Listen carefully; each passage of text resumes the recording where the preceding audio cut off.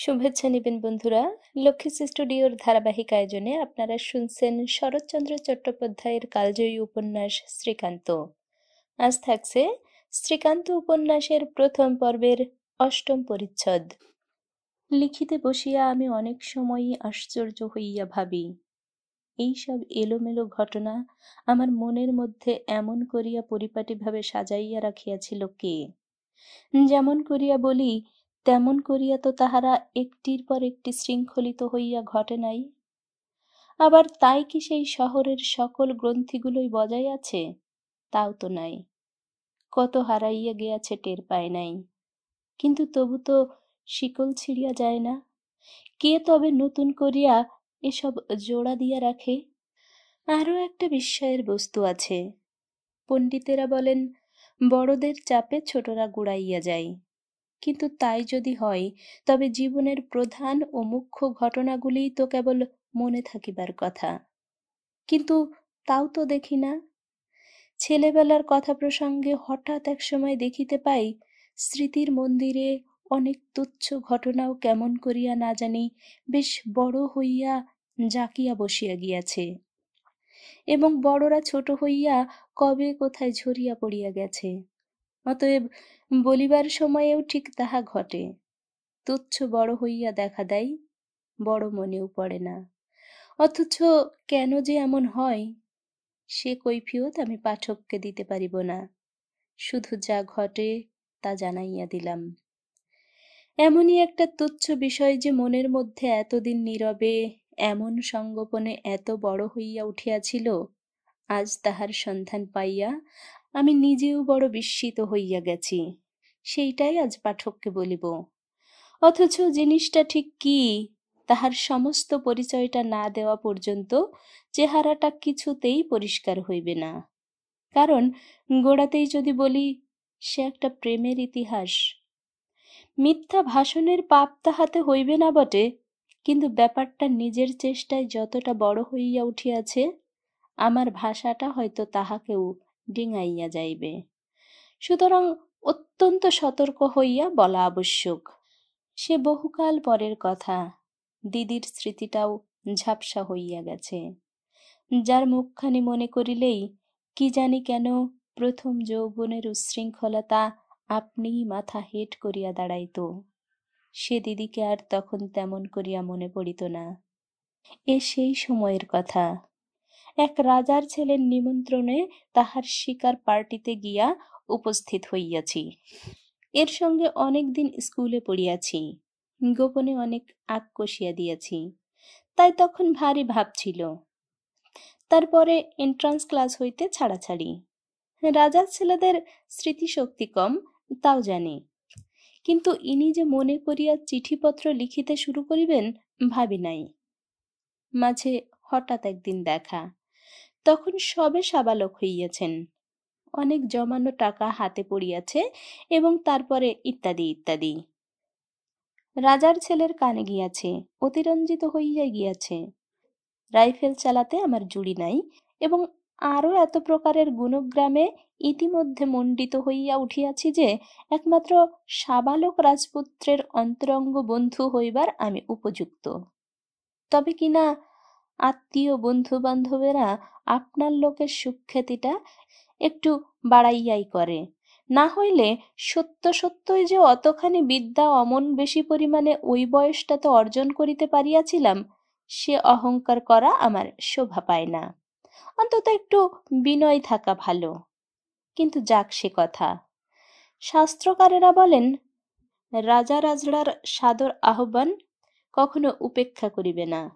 হিন্দুর ছেলে, শাস্ত্র অমান্য করিতেও তো আর পারি না। কাজেই গেলাম। স্টেশন হইতে 10-12 ক্রোশ পথ গজপৃষ্ঠে গিয়ে দেখি, রাজপুত্রের সাবালকের লক্ষণ বটে।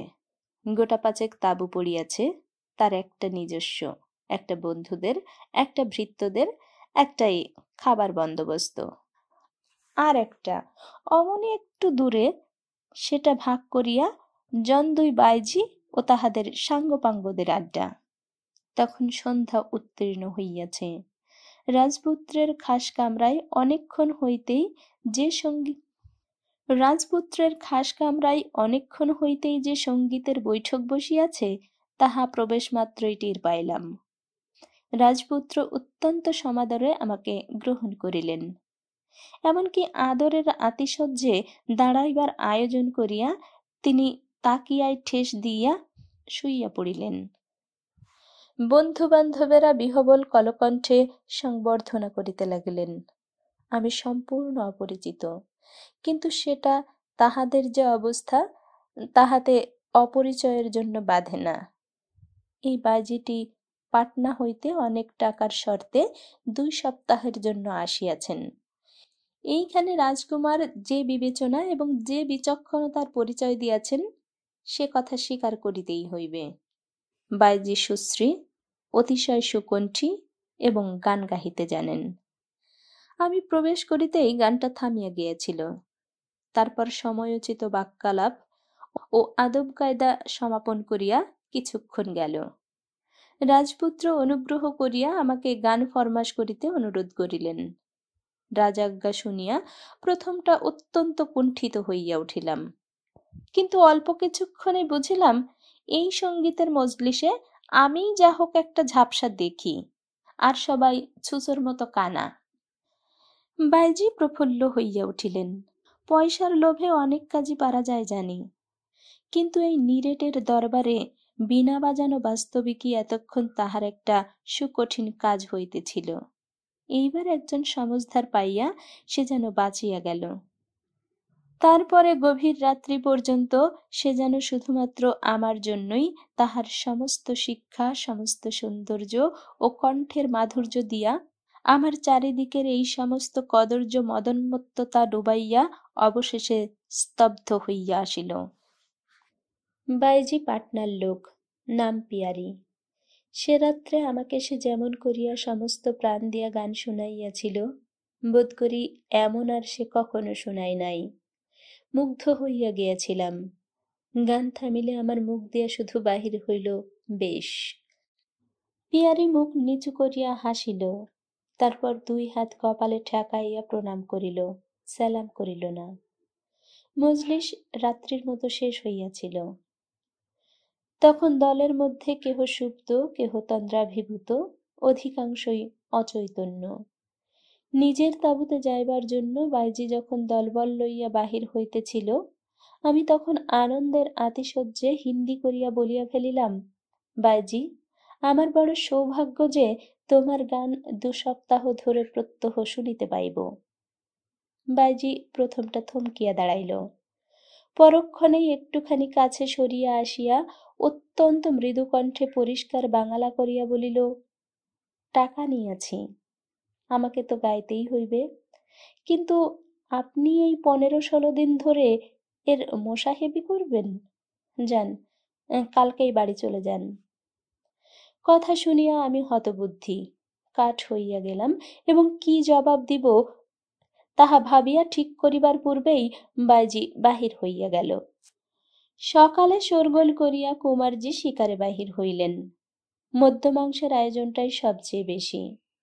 সঙ্গে 10 শিকারী অনুচর, বন্দুক 15টা, তার মধ্যে 6টা রাইফেল। স্থান একটা আধশুকনো নদীর উভয় তীর। এপারে গ্রাম, ওপারে বালুর চর। এপারে ক্রোশ বেপিয়া বড় বড় শিমুল গাছ, ওপারে বালুর উপরে স্থানে স্থানে কাশ ও কুশের ঝোপ। এইখানে এই 15টা বন্দুক লইয়া শিকার করিতে হইবে। শিমুল গাছে গাছে ঘুঘু গোটা কয়েক দেখিলাম। মরা নদীর বাঁকের কাছটায় 2টো চকাচকি ভাসিতেছে বলিয়াই মনে হইল। কে কোন দিকে যাইবেন অত্যন্ত উৎসাহের সহিত পরামর্শ করিতে করিতেই সবাই 2-1 পাত্র টানিয়া লইয়া দেহ ও মন বীরের মতো করিয়া লইলেন। আমি বন্দুক রাখিয়া দিলাম। একে বাইজির খোঁচা পাইয়া রাত্রি হইতেই মনটা বিকল হইয়াছিল। তাহাতে শিকারের ক্ষেত্র দেখিয়া সর্বাঙ্গ জ্বলিয়া গেল। কুমার প্রশ্ন করিলেন, কি হে শ্রীকান্ত, তুমি যে বড় চুপচাপ, ও কি বন্দুক রেখে দিলে যে? আমি পাখি মারি না। সে কি হে, কেন কেন? আমি গোপ উঠবার পর থেকে আর ছররা দেওয়া বন্দুক ছুড়িনি, ও আমি ভুলে গেছি। কুমার সাহেব হাসিয়াই খুন, কুমার সাহেব হাসিয়াই খুন। কিন্তু সে হাসির কতটা দ্রব্যগুণে সে কথা আলাদা। সুরজুর চোখ মুখ আরক্ত হইয়া উঠিল। তিনি এ দলের প্রধান শিকারী এবং রাজপুত্রের প্রিয় পার্শ্বচর। তাহার অব্যর্থ লক্ষ্যের খ্যাতি আমি আসিয়াই শুনিয়াছিলাম। রুষ্ট হইয়া কহিলেন, চিড়িয়া শিকার মে কুছ শরম হ্যাঁ? যাক, আমি তাঁবুতে ফিরিলাম কুমার সাহেব, আমার শরীরটা ভালো নেই বলিয়া ফিরিলাম। ইহাতে কে হাসিল, কে চোখ ঘুরাইল, কে মুখ ভাঙাইল, তাহা চাহিয়াও দেখিলাম না। তখন সবেমাত্র তাঁবুতে ফিরিয়া ফরাসের উপর চিত হইয়া পড়িয়াছি এবং আর এক পেয়ালা চা আদেশ করিয়া একটা সিগারেট ধরাইয়াছি। বেয়ারা আসিয়া সসম্ভ্রমে জানাইল, বাইজি একবার সাক্ষাৎ করিতে চাই। ঠিক এইটি আশাও করিতেছিলাম, আশঙ্কাও করিতেছিলাম। জিজ্ঞাসা করিলাম, কেন সাক্ষাৎ করিতে চাই? তা জানি নে। তুমি কে? আমি বাইজির খানসামা। তুমি বাঙালি? আজ্ঞে হ্যাঁ, পরামানিক, নাম রতন। বাইজি হিন্দু? রতন হাসিয়া বলিল, নইলে থাকবো কেন বাবু? আমাকে সঙ্গে করিয়া আসিয়া তাঁবুর দরজা দেখাইয়া দিয়া রতন সরিয়া গেল। পর্দা তুলিয়া ভেতরে ঢুকিয়া দেখিলাম বাইজি একাকিনী প্রতীক্ষা করিয়া বসিয়া আছে। কাল রাত্রে পেশওয়াজ ওড়নায় ঠিক চিনিতে পারি নাই। আজ দেখিয়াই টের পাইলাম বাইজি যেই হোক বাঙালির মেয়ে বটে। একখণ্ড মূল্যবান কার্পেটের উপর গরদের শাড়ি পরিয়া বাইজি বসিয়া আছে। ভিজা এলো চুল পিঠের উপর ছড়ানো। হাতের কাছে পানের সাজ সরঞ্জাম, সুমুখে গুড়গুড়িতে তামাক সাজা। আমাকে দেখিয়া গাত্রোত্থান করিয়া হাসি মুখে আসনটা দেখাইয়া দিয়া কহিল, বসো, তোমার সম্মুখে তামাকটা খাবো না আর। ওরে রতন, গুড়গুড়িটা নিয়ে যা। ও কি, দাঁড়িয়ে রইলে কেন? বসো না। রতন আসিয়া গুড়গুড়ি লইয়া গেল। বাইজি কহিল, তুমি তামাক খাও জানি, কিন্তু দেব কিসে? অন্য জায়গায় যা করো তাই করো। কিন্তু আমি জেনে শুনে আমার গুড়গুড়িটা তো আর তোমাকে দিতে পারি না। আচ্ছা, চুরুটা নিয়ে দিচ্ছি। ওরে ও, থাক থাক, চুরুটে কাজ নেই আমার, পকেটেই আছে। আছে? বেশ, তাহলে ঠান্ডা হয়ে একটু বসো, ঢের কথা আছে। আছে? বেশ, তাহলে ঠান্ডা হয়ে একটু বসো, ঢের কথা আছে। ভগবান কাকে যে কার সঙ্গে দেখা করিয়ে দেন তা কেউ বলতে পারে না, স্বপ্নের অগোচর। শিকারে গিয়েছিলে, হঠাৎ ফিরে এলে যে? ভালো লাগলো না। না লাগারই কথা। কি নিষ্ঠুর এই পুরুষ মানুষ জাতটা। অনর্থক জীব হত্যা করে কি আমোদ পায় তা তারাই জানে। বাবা ভালো আছেন? বাবা মারা গেছেন। মা মারা গেছেন? মা? তিনি আগেই গেছেন।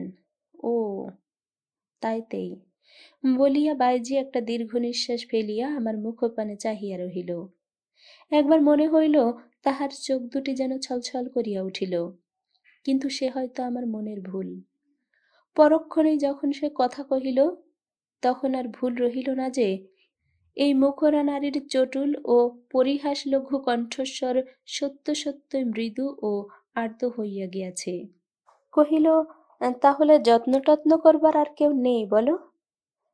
পিসিমার ওখানেই আছো তো, নইলে আর থাকবেই বা কোথায়? বিয়ে হয়নি সে তো দেখতেই পাচ্ছি। পড়াশুনো করছো? না, তাও ওই সঙ্গে শেষ করে দিয়েছ? এতক্ষণ পর্যন্ত ইহার কৌতূহল এবং প্রশ্নমালা আমি যথাসাধ্য সহ্য করিয়া গিয়াছি, কিন্তু এই শেষ কথাটা কেমন যেন হঠাৎ অসহ্য হইয়া উঠিল। বিরক্ত ও রুক্ষ কণ্ঠে বলিয়া উঠিলাম, আচ্ছা, কে তুমি? তোমাকে জীবনে কখনো দেখেছি বলেও তো মনে হয় না। আমার সম্বন্ধে তুমি এত কথা জানতে চাইছই বা কেন? আর জেনেই বা তোমার কি লাভ? বাইজি রাগ করিল না, হাসিল, কহিল, লাভ ক্ষতিই কি সংসারের সব? মায়া, মমতা, ভালোবাসাটা কি কিছুই নয়? আমার নাম পিয়ারি, কিন্তু আমার মুখ দেখেও যখন চিনতে পারলে না, তখন ছেলেবেলার ডাকনাম শুনেই কি আমায় চিনতে পারবে? তাছাড়া আমি তোমাদের ও গ্রামের মেয়েও নই। আচ্ছা, তোমাদের বাড়ি কোথায় বলো? না, সে আমি বলবো না। তবে তোমার বাবার নাম কি বলো? বাইজে জিভ কাটিয়া কহিল, তিনি স্বর্গে গেছেন। ছি ছি, তার নাম কি আর এ মুখে উচ্চারণ করতে পারি? আমি অধীর হইয়া উঠিলাম। বলিলাম, তা যদি না পারো বলিলাম তা যদি না পারো আমাকে চিনলে কি করে সে কথা বোধ হয় উচ্চারণ করতে দোষ হবে না। পিয়ারে আমার মনের ভাব লক্ষ্য করিয়া আবার মুখ টিপিয়া হাসিল। কহিল, না, তাতে দোষ নাই। কিন্তু সে কি তুমি বিশ্বাস করতে পারবে? বলেই দেখো না। পিয়ারি কহিল, তোমাকে চিনেছিলাম ঠাকুর, দুর্বুদ্ধির তাড়ায়, আর কিসে। তুমি যত চোখের জল আমার ফেলেছিলে, ভাগ্যে সূর্যি দেবতা তা শুকিয়ে নিয়েছেন, নইলে চোখের জলে একটা পুকুর হয়ে থাকতো। বলি, বিশ্বাস করতে পারো কি? সত্য বিশ্বাস করিতে পারিলাম না, কিন্তু সে আমারই ভুল। তখন কিছুতেই মনে পড়িল না যে পিয়ারির ঠোঁটের গঠনই এইরূপ, যেন সব কথাই সে তামাশা করিয়া বলিতেছে এবং মনে মনে হাসিতেছে। আমি চুপ করিয়া রহিলাম। সেও কিছুক্ষণ চুপ করিয়া থাকিয়া এবার সত্য সত্যই হাসিয়া উঠিল। কিন্তু এতক্ষণে কেমন করিয়া জানি না আমার সহসা মনে হইল সে নিজের লজ্জিত অবস্থান যেন সামলাইয়া ফেলিল। সহাস্যে কহিল, না ঠাকুর, তোমাকে যত বোকা ভেবেছিলাম তুমি নও। এ যে আমার একটা বলার ভঙ্গি, তা তুমি ঠিক ধরেছ। কিন্তু তাও বলি, তোমার চেয়ে অনেক বুদ্ধিমান আমার এই কথাটাই অবিশ্বাস করতে পারেনি। তা এতই যদি বুদ্ধিমান, মোসাহেবি ব্যবসাটা ধরা হলো কেন?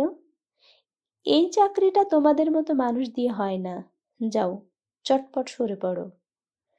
ক্রোধে সর্বাঙ্গ জ্বলিয়া গেল, কিন্তু প্রকাশ পাইতে দিলাম না। সহজভাবে বলিলাম, চাকরি যতদিন হয় ততদিনই ভালো। বসে না থাকি ব্যাগার খাটি, জানো তো।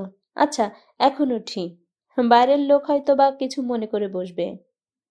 পিয়ারি কহিল, করলে সে তো তোমার সৌভাগ্য ঠাকুর, এ কি আফসোসের কথা? উত্তর না দিয়া আমি যখন দ্বারের কাছে আসিয়া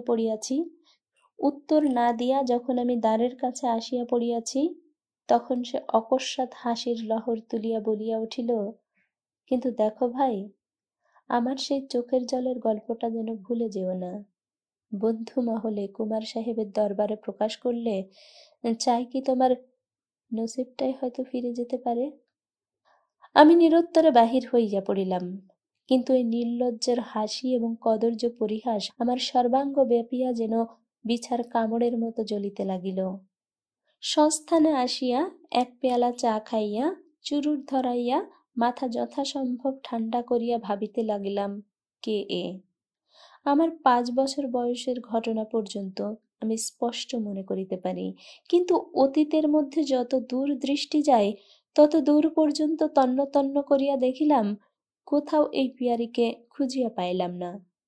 অথচ এ আমাকে বেশ চেনে, পিসিমার কথা পর্যন্ত জানে। আমি যে দরিদ্র ইহাও তাহার অবিদিত নহে, সুতরাং আর কোনো অভিসন্ধি থাকিতেই পারে না। অথচ যেমন করিয়া পারে আমাকে সে এখান হইতে তাড়াইতে চায়। কিন্তু কিসের জন্য? আমার থাকা না থাকাই ইহার কি? তখন কথায় কথায় বলিয়াছিল, সংসারের লাভ ক্ষতিই কি সমস্ত? ভালোবাসা টাসা কিছু নাই? আমি যাহাকে কখনো চোখেও দেখি নাই, তাহার মুখের এই কথাটা মনে করিয়া আমার হাসি পাইল।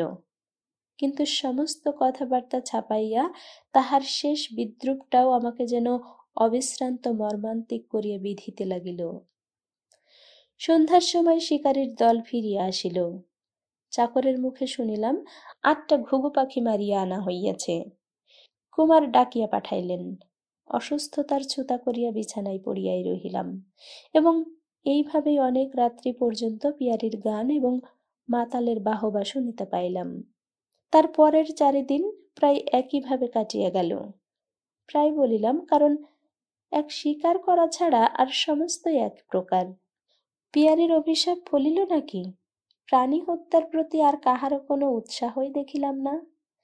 কেহ তাঁবুর বাহির হইতেই যেন চাহে না, অথচ আমাকেও ছাড়িয়া দেয় না। আমার পলাইবার যে আর বিশেষ কোনো কারণ ছিল তাহা নয়, কিন্তু এই বাইজির প্রতি আমার যে কি ঘোর বিতৃষ্ণা জন্মিয়া গেল, সে হাজির হইলেই আমাকে কিসে যেন মারিতে থাকিত। উঠিয়া গিয়া স্বস্তি পাইতাম, উঠিতে না পারিলে অন্তত আর কোনো দিকে মুখ ফিরাইয়া কাহারও সহিত কথাবার্তা কহিয়া অন্যমনস্ক হইবার চেষ্টা করিতাম। অথচ সে প্রতি মুহূর্তেই আমার সহিত চোখাচোখি করিবার সহস্র কৌশল করিত, তাহাও টের পাইতাম। প্রথম ২-১ দিন সে আমাকে লক্ষ্য করিয়াই পরিহাসের চেষ্টা করিয়াছিল, কিন্তু আমার ভাব দেখিয়া সেও একেবারে নির্বাক হইয়া গেল। সেদিন ছিল শনিবার। আমি আর কোনো মতেই থাকিতে পারি না। খাওয়া দাওয়ার পরেই রওনা হইয়া পড়িব স্থির হওয়ায় আজ সকাল হইতেই গান বাজনার বৈঠক বসিয়া গিয়াছিল। শ্রান্ত হইয়া বাইজি গান থামাইয়াছে, হঠাৎ গল্পের সেরা গল্প ভূতের গল্প উঠিয়া পড়িল। নিমিষে যে যেখানে ছিল আগ্রহে বক্তাকে ঘেরিয়া ধরিল। প্রথমটা আমি তাচ্ছিল্য ভরেই শুনিতেছিলাম, কিন্তু শেষে উদ্গ্রীব হইয়া উঠিয়া বসিলাম। বক্তা ছিলেন একজন গ্রামেরই হিন্দুস্তানি প্রবীণ ভদ্রলোক। গল্প কেমন করিয়া বলিতে হয় তাহা জানিতেন। তিনি বলিতেছিলেন, প্রেতজনিতে যদি কাহারও সংশয় থাকে, যেন আজিকের এই শনিবার অমাবস্যা তিথিতে এই গ্রামে আসিয়া চক্ষুকর্ণের বিবাদ ভঞ্জন করিয়া যান। তিনি যে জাত, যেমন লোকই হন এবং যত ইচ্ছা লোক সঙ্গে করিয়া লইয়া যান, আজ রাত্রে মহাশ্মশান যাওয়া তাহার পক্ষে নিষ্ফল হইবে না। আজিকার ঘোর রাত্রে এই শ্মশানচারী প্রেতাত্মাকে শুধু যে দুচোখে দেখা যায় তাহা নহে, তাহার কণ্ঠস্বর শোনা যায় এবং ইচ্ছা করিলে তাহার সহিত কথাবার্তা পর্যন্ত বলা যায়। আমি ছেলেবেলার কথা স্মরণ করিয়া হাসিয়া গেলাম এবং তিনি প্রশ্ন করিলেন, আপনি বিশ্বাস করেন না? না। কেন করেন না? না করার কোনো বিশেষ হেতু আছে কি? না। তবে তবে এই গ্রামেই এমন ২-১ জন সিদ্ধ সাধক আছেন যারা চোখে দেখেছেন, তবুও যে আপনারা বিশ্বাস করেন না, মুখের উপর হাসেন, সে শুধু দুপাতা ইংরেজি পড়িবার ফল। বিশেষত বাঙালিরা তো নাস্তিক, মেলেজ চোখ। কি কথায় কি কথা আসিয়া পড়িল দেখিয়া আমি অবাক হইয়া গেলাম। বলিলাম, দেখুন, এ সম্বন্ধে আমি তর্ক করতে চাই নে। আমার বিশ্বাস আমার কাছে। আমি নাস্তিকই হই, মেলেচ্ছই হই, ভূত মানি নে। যারা চোখে দেখেছেন বলেন, হয় তারা ঠকেছেন, না হয় তারা মিথ্যাবাদী, এই আমার ধারণা। ভদ্রলোক খপ করিয়া আমার ডান হাতটা চাপিয়া ধরিয়া কহিলেন, আপনি আজ রাত্রে শ্মশান যেতে পারেন? আমি হাসিয়া বলিলাম, পারি। আমি ছেলেবেলা থেকে অনেক শ্মশানে অনেক রাত্রি গেছি। বৃদ্ধ চটিয়া উঠিয়া বলিলেন, আপ সে কি মত করো বাবু? বলিয়া তিনি সমস্ত ছত্রীবর্গকে স্তম্ভিত করিয়া এই শ্মশানের মহা ভয়াবহ বিবরণ বিবৃত করিতে লাগিলেন। এ শ্মশান যে সে স্থান নয়, এ মহা শ্মশান। এখানে সহস্র নরমণ্ডু গনিয়া লইতে পারা যায়। এ শ্মশানে মহাভৈরবী তার সাঙ্গপাঙ্গ লইয়া প্রত্যহ রাত্রে নরমণ্ডের গেন্ডুয়া খেলিয়া নৃত্য করিয়া বিচরণ করেন। তাহাদের খলখল হাসির বিকট শব্দে কতবার কত অবিশ্বাসী ইংরাজ জজ ম্যাজিস্ট্রেটেরও হৃদস্পন্দন থামিয়া গিয়াছে। এমনই সব লোমহর্ষক কাহিনী এমন করিয়াই বলিতে লাগিলেন যে এত লোকের মধ্যে দিনের বেলা তাঁবুর ভিতর বসিয়া থাকিয়া অনেকের মাথার চুল পর্যন্ত খাড়া হইয়া উঠিল। আর চোখে চাহিয়া দেখিলাম, পিয়ারি কোনো এক সময়ে কাছে ঘেঁষিয়া আসিয়া বসিয়াছে এবং কথাগুলো যেন সর্বাঙ্গ দিয়া গিলিতেছে। এই রূপে এই মহাশ্মশানের ইতিহাস যখন শেষ হইল, তখন বক্তা গর্বভরে আমার প্রতি কটাক্ষ হানিয়া প্রশ্ন করিলেন, ক্যা বাবু সাব, আব যায়গা? जाएगा বই কি, जाएगा? আচ্ছা, আপকা খুশি, প্রাণ জানে সে। আমি হাসিয়া বলিলাম, না বাবুজি, না, প্রাণ গেলেও তোমাকে যেতে দেওয়া হবে না, তোমার ভয় নেই। কিন্তু অজানা জায়গাটা আমি শুধু কিন্তু অজানা জায়গায় আমি তো শুধু হাতে যাব না, বন্দুক নিয়ে যাব। তখন আলোচনাটা একটু অতিমাত্রায় খর হইয়া উঠিল দেখিয়া আমি উঠিয়া গেলাম। আমি পাখি মারিতে পারি না, কিন্তু বন্দুকের গুলিতে ভূত মারিতে পারি। বাঙালিরা ইংরাজি পড়িয়া হিন্দু শাস্ত্র মানে না, তাহারা মুরগি খায়, তাহারা মুখে যত বড়াই করুক, কার্যকালে ভাগিয়া যায়। তাহাদিগকে তাড়া দিলেই তাহাদের দাঁত কপাটি লাগে। এই প্রকারের সমালোচনা চলিতে লাগিল। অর্থাৎ যে সকল সূক্ষ্ম যুক্তিতর্কের অবতারণা করিলে আমাদের রাজা রাজারাদের আনন্দদয় হয় এবং তাহাদের মস্তিষ্ককে অতিক্রম করিয়া যায় না, অর্থাৎ তাহারাও দু কথা কহিতে পারেন, সেই সব কথাবার্তা। ইহাদের দলে একটি মাত্র লোক ছিল, যে স্বীকার করিয়াছিল সে স্বীকার করিতে জানেন না, এবং কথাটাও সে সচরাচর একটু কম কহিত এবং মদও একটু কম করিয়া খাইত। তাহার নাম পুরুষোত্তম। সে সন্ধ্যার সময় আসিয়া আমাকে ধরিল, সঙ্গে যাইবে, কারণ ইতিপূর্বে সেও কোনোদিন ভূত দেখে নাই। অতএব আজ যদি এমন সুবিধা ঘটিয়াছে তবে ত্যাগ করিবে না বলিয়া সে খুব হাসিতে লাগিল। জিজ্ঞাসা করিলাম, তুমি কি ভূত মানো না? একেবারে না। কেন মানো না? মানি না, নেই বলে। এই বলিয়া সে প্রচলিত তর্ক তুলিয়া বারংবার অস্বীকার করিতে লাগিল।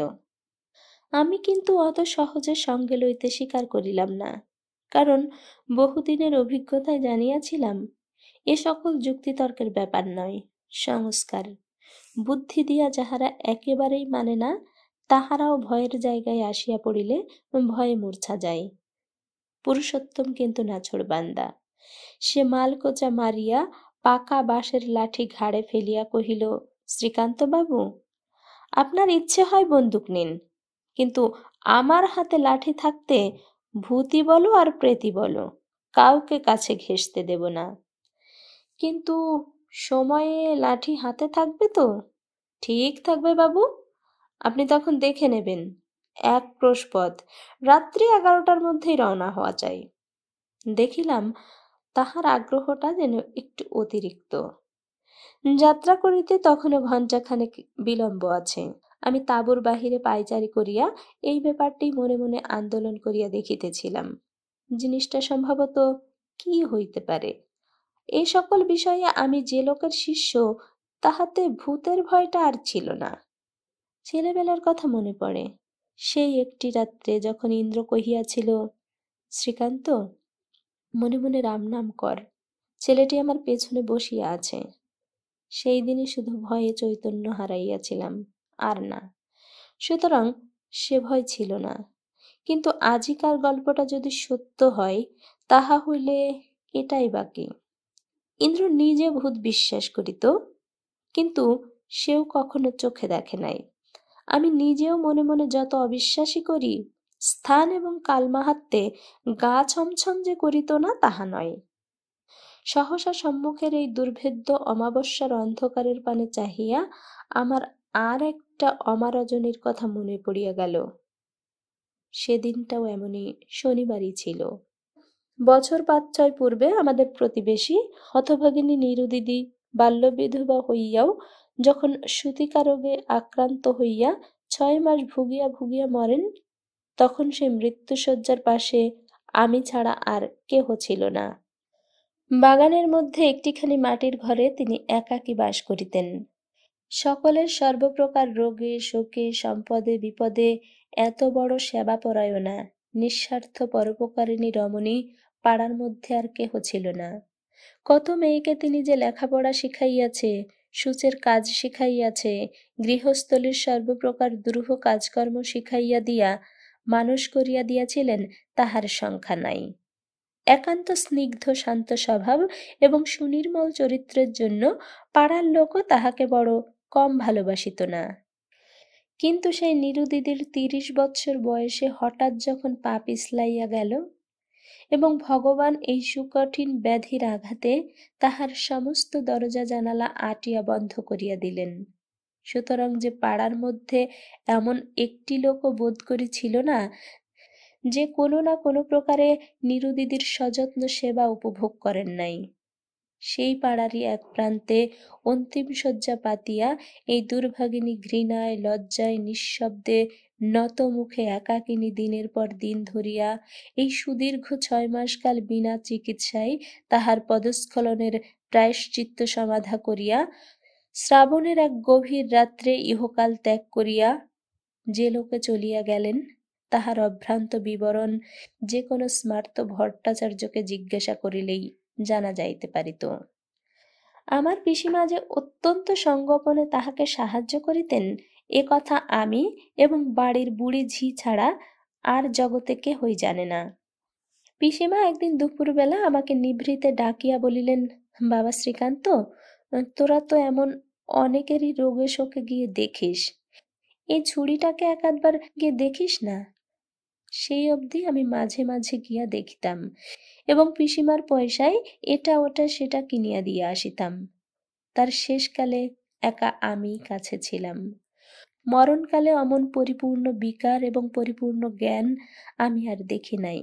বিশ্বাস না করিলেও যে ভয়ে গা ছমছম করে, আমি সেই কথাটাই বলিতেছি। সেদিন শ্রাবণের অমাবস্যা। রাত্রি 12টার পর ঝড় এবং জলের প্রকোপে পৃথিবী যেন উপড়াইয়া যাইবার উপক্রম করিল। সমস্ত জানালা দরজা বন্ধ। আমি খাটের অদূরে বহু প্রাচীন অর্ধভগ্ন একটি ইজি চেয়ারে শুইয়া আছি।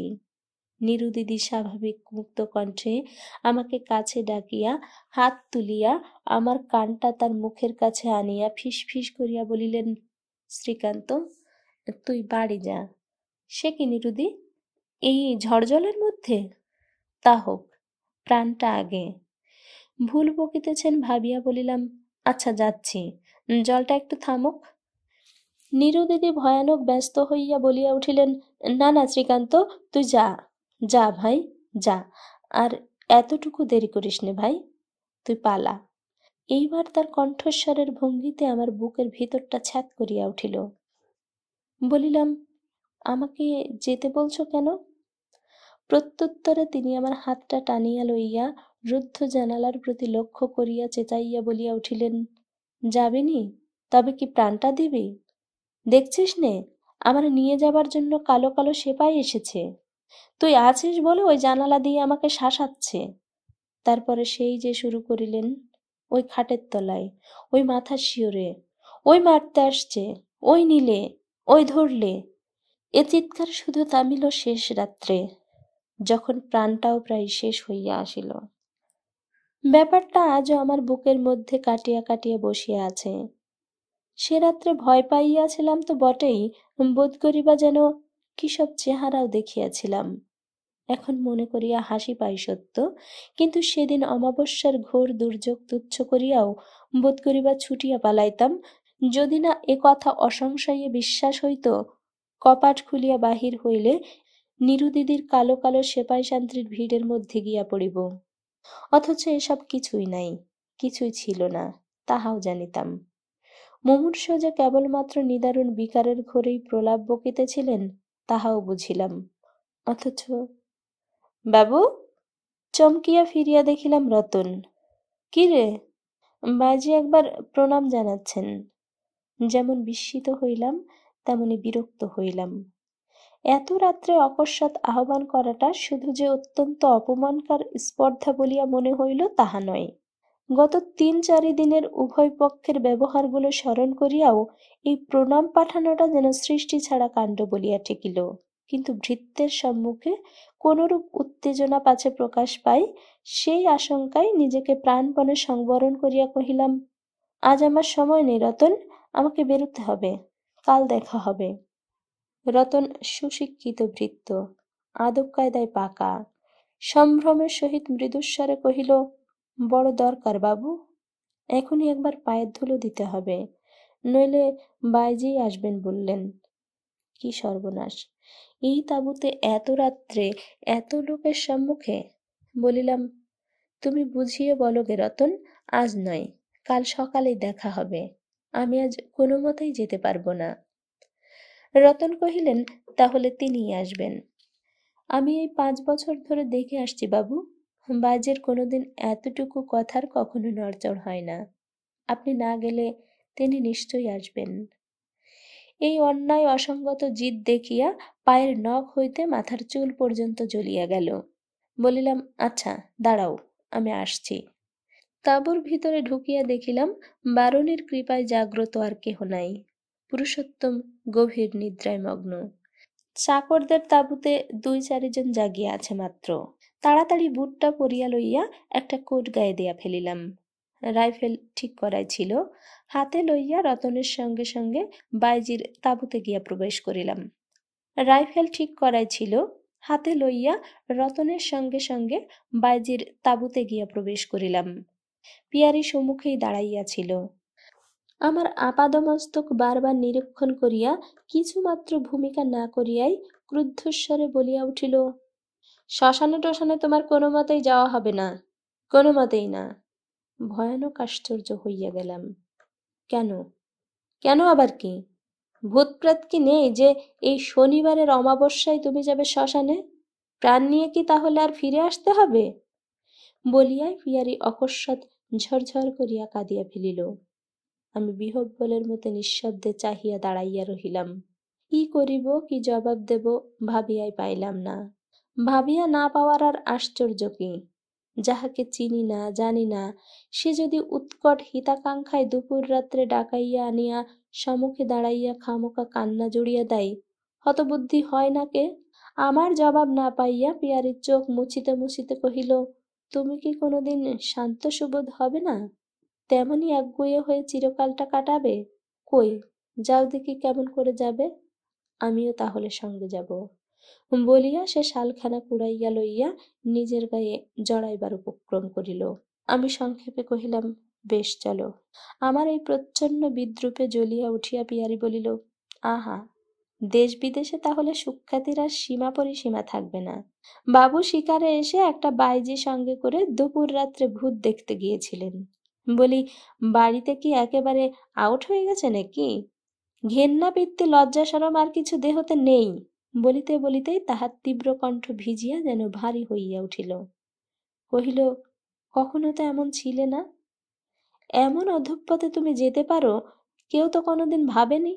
তাহার শেষ কথাটাই অন্য কোনো সময়ে আমার বিরক্তির হয়তো অবধি থাকিত না, কিন্তু এখন রাগ হইল না। মনে হইল পিয়ারিকে যেন চিনিয়াছি। কেন যে মনে হইল তাহা পরে বলিতেছি। কহিলাম, লোকের ভাবাভাবের দাম কত সে নিজেও তো জানো। তুমি যে এত অধঃপথে যাবে সেই বা কজন ভেবেছিল? মুহূর্তের জন্য পিয়ারির মুখের উপর শরতের মেঘলা জ্যোৎস্নার মতো একটা সহজ হাসির আভা দেখা দিল, কিন্তু সে ওই মুহূর্তের জন্যই। পরক্ষণেই সে ভীত স্বরে কহিল, আমার তুমি কি জানো? কে আমি বলো তো দেখি। তুমি পিয়ারি, সে তো সবাই জানে। সবাই যা জানে না তা আমি জানি। শুনলে কি তুমি খুশি হবে? হলে তো নিজেই তোমার পরিচয় দিতে। যখন দাওনি তখন আমার মুখ থেকেও কোনো কথা পাবে না। এর মধ্যে ভেবে দেখো আত্মপ্রকাশ করবে কি না। কিন্তু এখন আর সময় নেই, আমি চললুম। পিয়ারে বিদ্যুৎ গতিতে পথ আগলাইয়া দাঁড়াইয়া কহিল, যদি যেতে না দিই জোর করে যেতে পারো? কিন্তু যেতেই বা দেবে না কেন?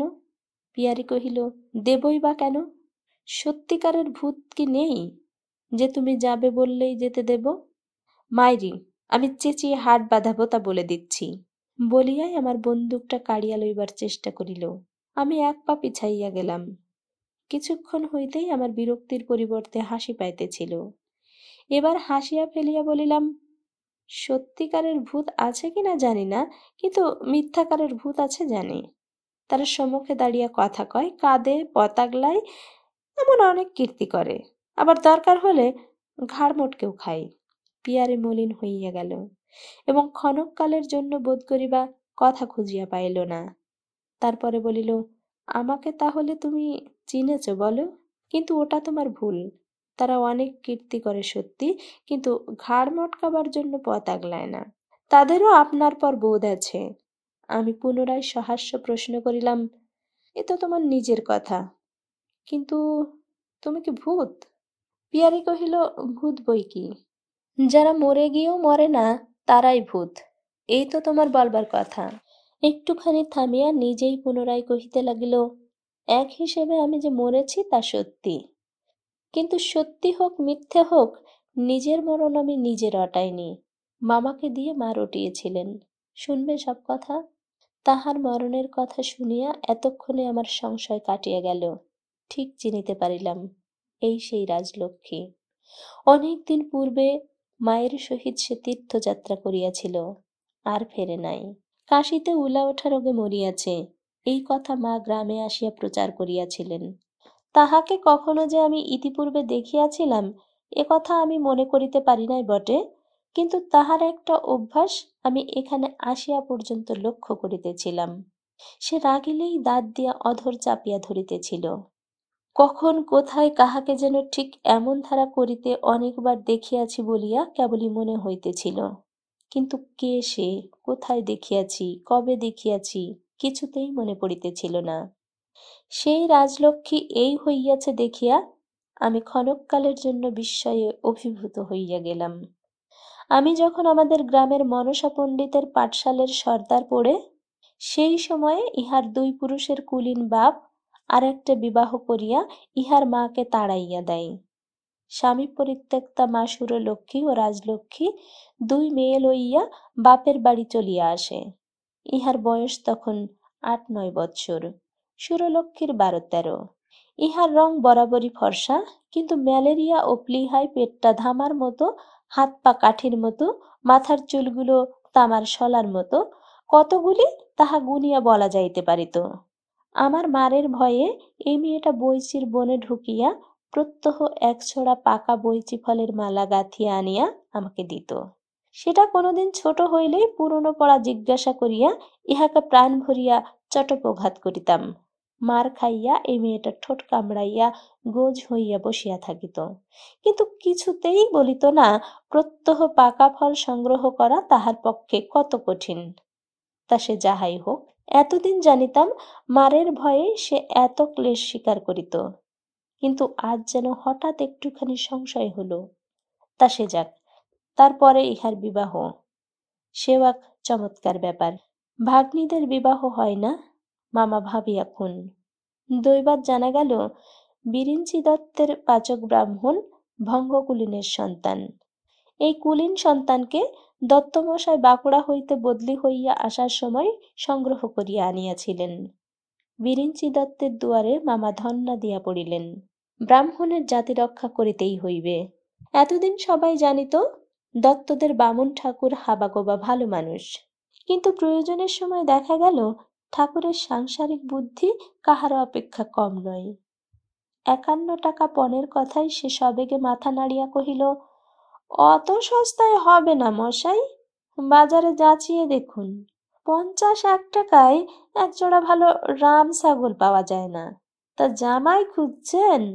১০১টি টাকা দিন, একবার এ পিঁড়িতে বসে আর একবার ও পিঁড়িতে বসে দুটো ফুল ফেলে দিচ্ছি। দুটি ভাগ্নেই একসঙ্গে পার হবে। আর ১০০ টাকা, দুটো ষাঁড় কেনার খরচাটাও দেবেন না। কথাটা অসঙ্গত নয়, তথাপি অনেক কষা মাজা ও সহি সুপারিশের পর ৭০ টাকায় রফা হইয়া এক রাত্রে একসঙ্গে সুরলক্ষ্মী ও রাজলক্ষ্মীর বিবাহ হইয়া গেল।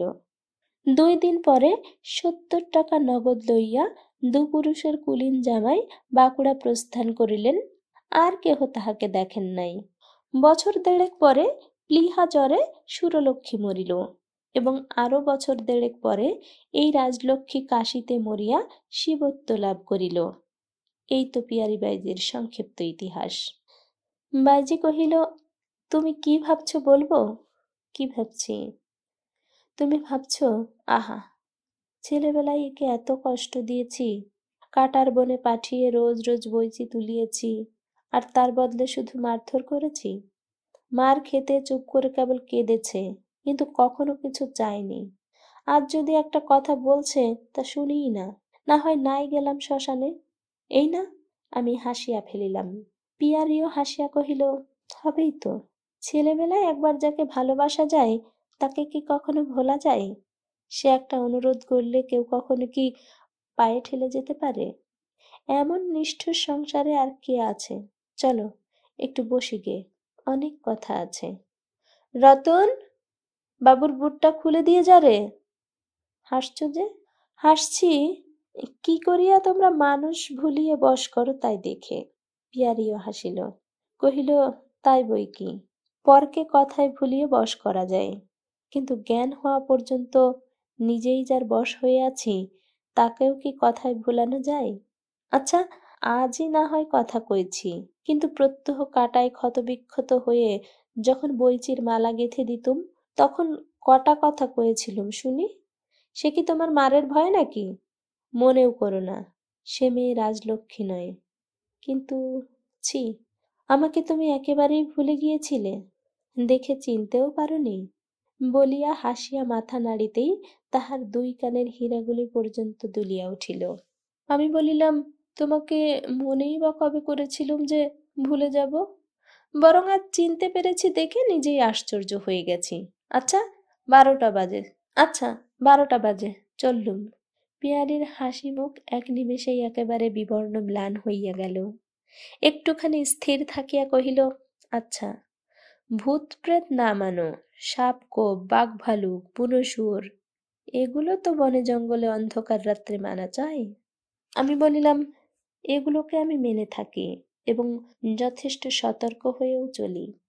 আমাকে যাইতে উদ্যত দেখিয়া ধীরে ধীরে কহিল, তুমি যে ধাতের মানুষ, তাতে তোমাকে যে আটকাতে পারবো না সে ভয় আমার খুবই ছিল।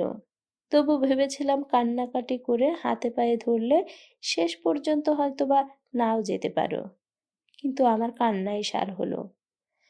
আমি জবাব দিলাম না দেখিয়া পুনরায় কহিল, আচ্ছা যাও, পিছু ডেকে আর অমঙ্গল করব না, কিন্তু একটা কিছু হলে এই বিদেশ বিভুঁইয়ে রাজরাজরা বন্ধু বান্ধব কোনো কাজেই লাগবে না, তখন আমাকেই ভুগতে হবে। আমাকে চিনতে পারো না, আমার মুখের উপর কথা বলে তুমি পৌরুষী করে গেলে, কিন্তু আমার মেয়ে মানুষের মন তো, বিপদের সময় আমি তো আর বলতে পারবো না একে চিনি নে। বলিয়া সে একটা দীর্ঘ নিঃশ্বাস চাপিয়া ফেলিল। আমি যাইতে যাইতে ফিরিয়া দাঁড়াইয়া হাসিলাম, কেমন যেন একটা ক্লেশ বোধ হইল। বলিলাম, বেশ তো বাইজি, সেও তো তোমার একটা মস্ত লাভ। আমার কেউ কোথাও নেই, তবু তো জানতে পারবো একজন আছে যে আমাকে ফেলে যেতে পারবে না। পিয়ারি কহিল, সে কি আর তুমি জানো না? 100 বার বাইজি বলে যত অপমানই করো না কেন, রাজলক্ষ্মী তোমাকে যে ফেলে যেতে পারবে না এ কি আর তুমি মনে মনে বোঝো না? কিন্তু ফেলে যেতে পারলেই ভালো হতো, তোমাদের একটা শিক্ষা হতো। কিন্তু কি বিশ্রী এই মেয়ে মানুষ জাতটা, একটা যদি ভালোবেসেছে তো মরেছে। আমি বলিলাম, পিয়ারি, ভালো সন্ন্যাসীতেও ভিক্ষা পায় না, কেন জানো? পিয়ারি বলিল, জানি, কিন্তু তোমার এ খোঁচায় ধার নেই যে আমাকে বেঁধে। এ আমার ঈশ্বর দত্ত ধন, যখন সংসারের ভালো মন্দ জ্ঞান পর্যন্ত হয়নি তখনকার, আজকের নয়। আমি নরম হইয়া বলিলাম, বেশ কথা, আশা করি আমার আজ একটা কিছু হবে, হলে তোমার ঈশ্বর দত্ত ধনের হাতে হাতে একটা যাচাই হয়ে যাবে। পিয়ারি কহিল, দুগ্গা দুগ্গা, ছি, এমন কথা বলো না, ভালোই ভালোই ফিরে এসো, এ সত্যি আর যাচাই করে কাজ নেই। আমার কি সেই কপাল যে নিজের হাতে নেড়ে চেড়ে সেবা করে দুঃসময়ে তোমাকে সুস্থ সবল করে তুলব? তাহলে তো জানতুম এ জন্মের একটা কাজ করে নিলুম। বলিয়া সে যে মুখ ফিরাইয়া অশ্রু গোপন করিল তাহা হ্যারিকেনের ক্ষীণ আলোতেও টের পাইলাম।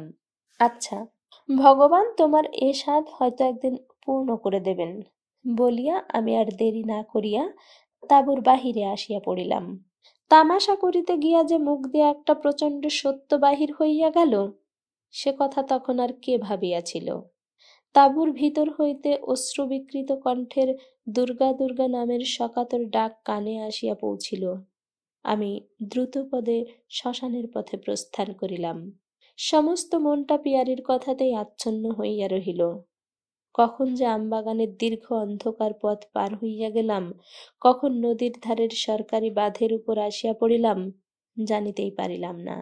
সমস্ত পথটা শুধু ওই একটা কথাই ভাবিতে ভাবিতে আসিয়াছি, এ কি বিরাট অচিন্তনীয় ব্যাপার এই নারীর মনটা। কবে যে এই পিলেরোগা মেয়েটা তাহার ধামার মতো পেট, এবং কাঠির মতো হাত পা লইয়া আমাকে প্রথম ভালোবাসিয়াছিল এবং বৈচি ফলের মালা দিয়া তাহার দরিদ্র পূজা নীরবে সম্পন্ন করিয়া আসিতেছিল, আমি টেরও পাই নাই। যখন টের পাইলাম তখন বিস্ময়ের আর অবধি রহিল না। বিস্ময় সেজন্যও নয়, নভেল নাটকেও বাল্যপ্রণয়ের কথা অনেক পড়িয়াছি, কিন্তু এই বস্তুটি যাহাকে সে ঈশ্বর দত্ত ধন বলিয়া সগর্বে প্রচার করিতেও কুণ্ঠিত হইল না, তাহাকে সে এতদিন তাহার এই ঘৃণিত জীবনের শতকোটি মিথ্যা প্রণয় অভিনয়ের মধ্যে কোনখানে জীবিত রাখিয়াছিল? কোথা হইতে ইহাদের খাদ্য সংগ্রহ করিত? কোন পথে প্রবেশ করিয়া তাহাকে লালন পালন করিত? বাপ! চমকিয়া উঠিলাম। সমুখ চাহিয়া দেখি ধূসর বালুর বিস্তীর্ণ প্রান্তর, এবং তাহাকে বিদীর্ণ করিয়া শীর্ণ নদীর বক্ররেখা আঁকিয়া বাঁকিয়া কোন সুদূরে অন্তর্হিত হইয়া গিয়াছে। সমস্ত প্রান্তর ব্যাপিয়া এক একটা কাশের ঝোপ। অন্ধকারে হঠাৎ মনে হইল এগুলো যেন এক একটা মানুষ। আজিকার এই ভয়ঙ্কর অমানিসায় প্রেতাত্মার নৃত্য দেখিতে আমন্ত্রিত হইয়া আসিয়াছি, এবং বালুকার আস্তরণের উপর যে যাহার আসন গ্রহণ করিয়া নীরবে প্রতীক্ষা করিতেছে। মাথার উপর নিবিড় কালো আকাশ, সংখ্যাতীত গ্রহ তারকাও আগ্রহে চোখ মেলিয়া চাহিয়া আছে।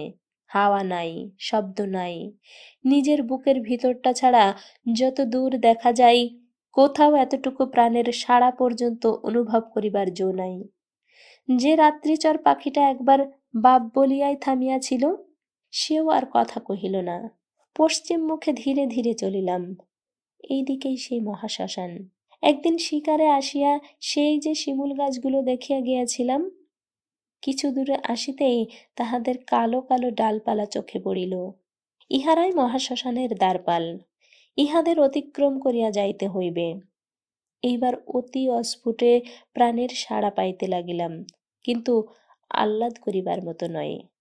আরো একটু অগ্রসর হইতেই তাহা পরিস্ফুট হইল। এক একটা মা কম্ভকূর্ণের ঘুম। ঘুমাইলে তাহার কচি ছেলেটা কাঁদিয়া কাঁদিয়া শেষকালে নির্জীব হইয়া যে প্রকারে রহিয়া রহিয়া কাঁদে, ঠিক তেমনি করিয়া শ্মশানের একান্ত হইতে কে যেন কাঁদিতে লাগিল। যে এ ক্রন্দনের ইতিহাস জানে না এবং পূর্বে শোনে নাই, সে যে এই গভীর অমানিসায় একাকী সেদিকে আর এক পা অগ্রসর হইতে চাহিবেন না, তাহা বাজি রাখিয়া বলিতে পারি।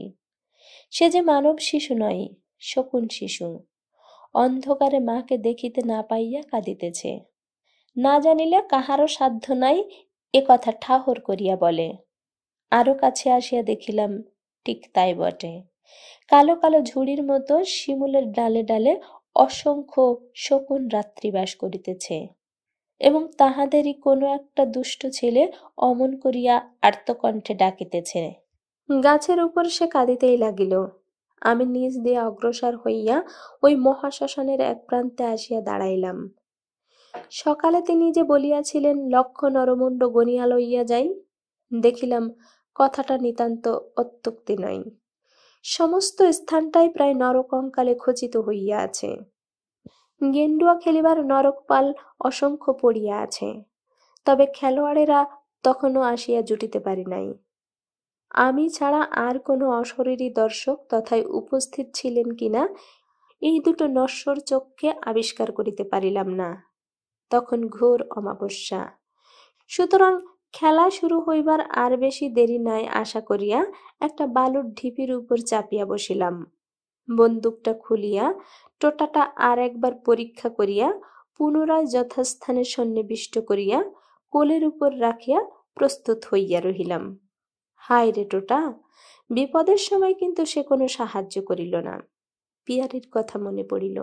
সে বলিয়াছিল, যদি অকপটে বিশ্বাসই করো না, তবে কর্মভোগ করিতে যাওয়া কেন? আর যদি বিশ্বাসের জোর না থাকে, তাহা হইলে ভূত প্রেত থাক বা না থাক, তোমাকে কিছুতেই যাইতে দিব না।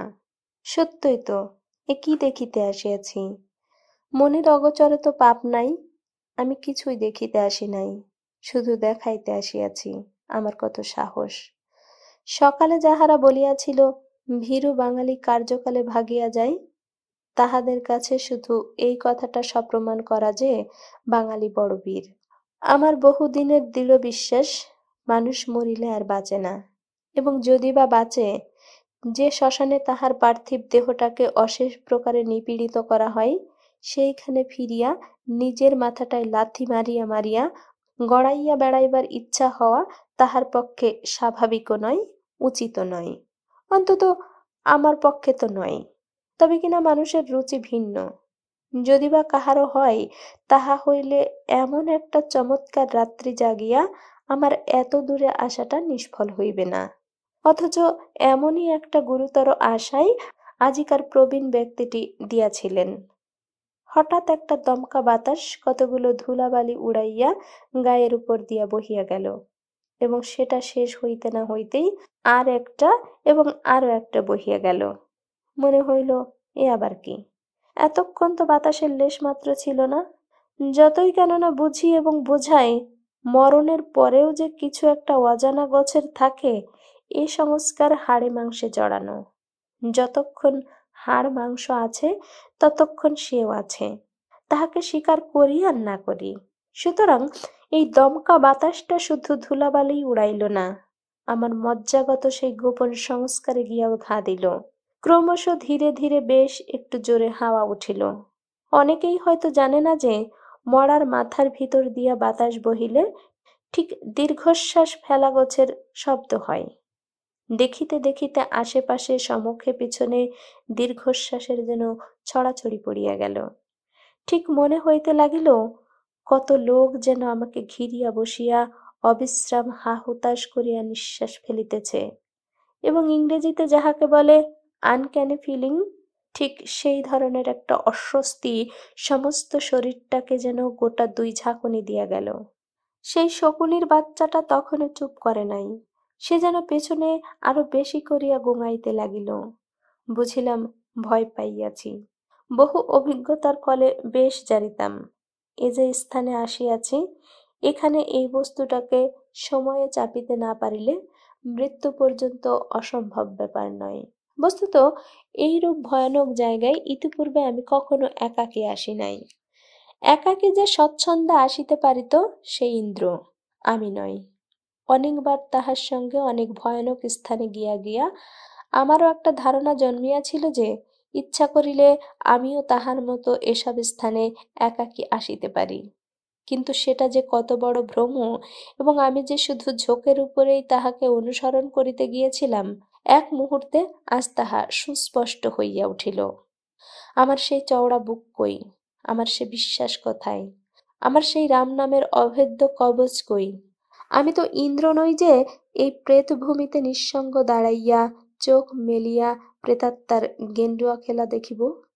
মনে হইতে লাগিল, একটা জীবন্ত বাঘ ভালুক দেখিতে পাইলেও বুঝি বাঁচিয়া যায়। হঠাৎ কে যেন পেছনে দাঁড়াইয়া আমার ডান কানের উপর নিঃশ্বাস ফেলিল। তাহা এমনই শীতল যে তুষারকণার মতো সেইখানে জমিয়া উঠিল।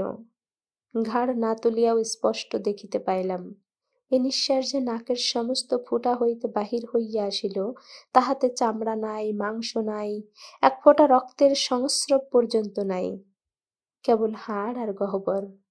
সম্মুখে পিছনে দক্ষিণে বামে অন্ধকার। স্তব্ধ নিশির রাত্রি ঝাঝা করিতে লাগিল।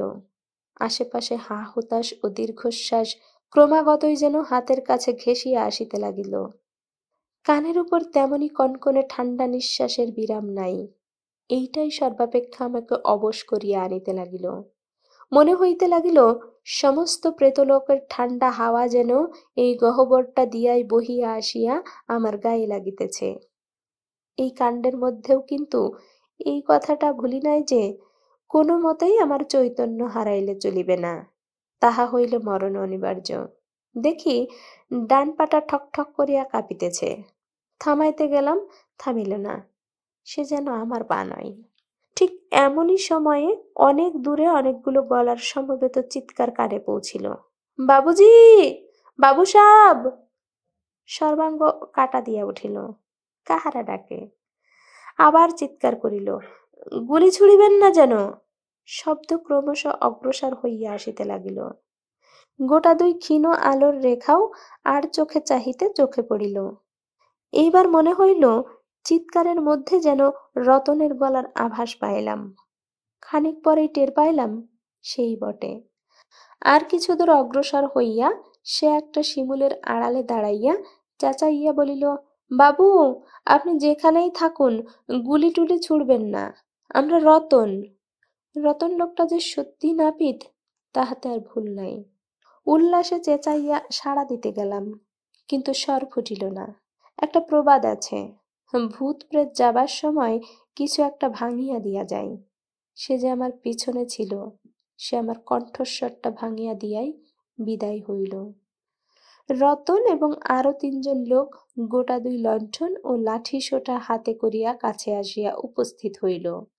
এই ৩ জনের মধ্যে একজন ছোট্টুলাল, সে তবলা বাজায়, আর একজন পিয়ারির দারোয়ান, তৃতীয় ব্যক্তি গ্রামের চৌকিদার। রতন কহিল, চলুন, ৩টে বাজে, চলো বলিয়া আমি অগ্রসর হইলাম। পথে যাইতে যাইতে রতন বলিতে লাগিল, বাবু, ধন্য আপনার সাহস। আমরা ৪ জনও যে কত ভয়ে ভয়ে এসেছি তা বলতে পারি না। এলি কেন? রতন কহিল, টাকার লোভ। আমরা সবাই ১ মাসের মাইনে নগদ পেয়ে গেছি বলিয়া আমার পাশে আসিয়া গলা খাটো করিয়া বলিতে লাগিল, বাবু, আপনি চলে এলে গিয়ে দেখি মা বসে কাঁদছেন। আমাকে বললেন, রতন, কি হবে বাবা, তোরা পেছনে যা, আমি ১ মাসের মাইনে তোদের বকশিস দিচ্ছি। আমি বললুম, ছোট্টুলাল আর গণেশকে সঙ্গে নিয়ে আমি যেতে পারি মা, কিন্তু পথ চিনি নে। এমন সময় চৌকিদার হাঁক দিতেই মা বললেন, ওকে ডেকে আন রতন, ও নিশ্চয়ই পথ চেনে। বেরিয়ে গিয়ে ডেকে আনলুম। চৌকিদার ৬ টাকা হাতে পেয়ে তবে আমাদের পথ দেখিয়ে নিয়ে আসে। আচ্ছা বাবু, কচি ছেলের কান্না শুনতে পেয়েছেন বলিয়া রতন শিহরিয়া উঠিয়া আমার কোটের পিছনটা চাপিয়া ধরিল। কহিল, আমাদের গণেশ পাড়ে বামুন মানুষ, তাই আজ রক্ষা পাওয়া গেছে, নইলে। আমি কথা কহিলাম না। প্রতিবাদ করিয়া কাহার ভুল ভাঙিবার মতো মনের অবস্থা আমার ছিল না। আচ্ছন্ন অভিভূতের মতো নিঃশব্দে পথ চলিতে লাগিলাম। কিছু দূর আসার পর রতন প্রশ্ন করিল, আজ কিছু দেখতে পেলেন বাবু? আমি বলিলাম, না। আমার এই সংক্ষিপ্ত উত্তরে রতন ক্ষুব্ধ হইয়া কহিল, আমরা যাওয়ায় আপনি কি রাগ করেছেন বাবু? মার কান্না দেখলে কিন্তু। আমি তাড়াতাড়ি বলিয়া উঠিলাম, না রতন, আমি একটুও রাগ করিনি। তাঁবুর কাছাকাছি আসিয়া চৌকিদার তাহার কাজে চলিয়া গেল। গণেশ, ছোট্টুলাল চাকরদের তাঁবুতে প্রস্থান করিল। রতন কহিল, মা বলেছিলেন যাবার সময় একটিবার দেখা দিয়ে যেতে। থমকিয়া দাঁড়াইলাম। চোখের উপর যেন স্পষ্ট দেখিতে পাইলাম, পিয়ারে দ্বীপের সম্মুখে অধীর আগ্রহে সজল চক্ষে প্রতীক্ষা করিয়া আছে, এবং আমার সমস্ত মনটা উন্মত্ত ঊর্ধ্বশ্বাসে তাহার পানে ছুটিয়া চলিয়াছে। রতন সবিনয়ে ডাকিল, আসুন। মুহূর্তকালের জন্য চোখ বুজিয়া নিজের অন্তরের মধ্যে ডুব দিয়া দেখিলাম, সেখানে প্রকৃতিস্থ কেউ নাই। সবাই আকণ্ঠ মদ খাইয়া মাতাল হইয়া উঠিয়াছে। ছি, এই মাতালের দল লইয়া যাইব দেখা করিতে, সে আমি কিছুতেই পারি না। বিলম্ব দেখিয়া রতন বিস্মিত হইয়া কহিলেন, ওখানে অন্ধকারে দাঁড়ালেন কেন বাবু? আসুন। আমি তাড়াতাড়ি বলিয়া ফেলিলাম, না রতন, এখন নয়, আমি চললুম। রতন ক্ষুণ্ণ হইয়া কহিল, মা কিন্তু পথ চেয়ে বসে আছেন, পথ চেয়ে। তা হোক, তাকে আমার অসংখ্য নমস্কার দিয়ে বলো, কাল যাবার আগে দেখা হবে, এখন নয়। আমার বড় ঘুম পেয়েছে রতন, আমি চললুম। বলিয়া বিস্মিত ক্ষুব্ধ রতনকে জবাব দিবার সময় মাত্র না দিয়া দ্রুতপদে ওদিকের তাঁবুর দিকে চলিয়া গেলাম। এই ছিল শ্রীকান্ত উপন্যাসের প্রথম পর্বের ৮ম পরিচ্ছদ। আজকের পর্বের কোন অংশটুকু আপনার ভালো লেগেছে তা কমেন্ট বক্সে জানালে খুশি হব। এতক্ষণ সাথে থাকার জন্য ধন্যবাদ।